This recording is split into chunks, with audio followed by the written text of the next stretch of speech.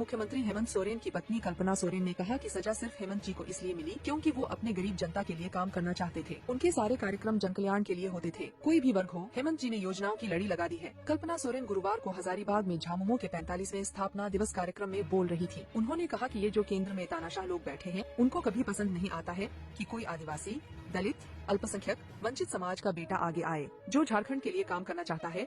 इन लोगों को बर्दाश्त नहीं होता है। झारखंड में सबसे ज्यादा भाजपा ने शासन किया है। आज जब एक आदिवासी मुख्यमंत्री बन गया और झारखंड की जनता के लिए काम करने लगा तो ये लोग सोचने लगे कि ये तो बोका है, इससे कुछ नहीं होगा। आदिवासी का बच्चा है, इसे क्या समझ में आएगा। कल्पना सोरेन ने केंद्र पर जमकर निशाना साधा। कहा कि आपका बेटा, आपका दोस्त, आपके भाई, आप जिस भी रिश्ते में उनको मानते हैं, उन्होंने आप लोगों से माफी मांगी है। माफी इसलिए क्योंकि 2019 में जनादेश प्राप्त करने के बाद उनकी जो सोच थी झारखंड के लिए, उसके लिए वह जो करना चाहते हैं वह नहीं कर पा रहे हैं। लेकिन आज मैं गर्व से कह सकती हूँ कि जब कोरोना काल था, उस वक्त आपके अपना भाई हेमंत सोरेन ने ही दूसरे राज्यों से प्रवासी मजदूरों को हवाई जहाज से, ट्रेन से अपने राज्य बुलवाया। उस वक्त केंद्र के किसी मंत्री ने आगे बढ़कर काम नहीं किया।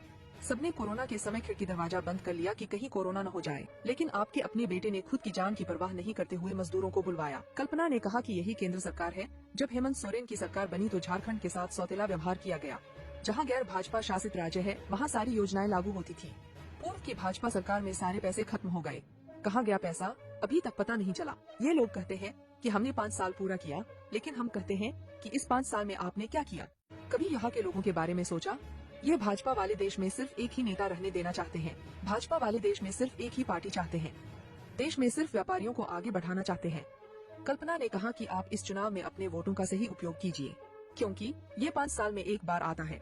ये जो तानाशाह सरकार आपके सामने खड़ी है, अगर फिर सत्ता में बीजेपी आएगी तो ये लोग झारखंड को फिर पिछड़ा बना देंगे।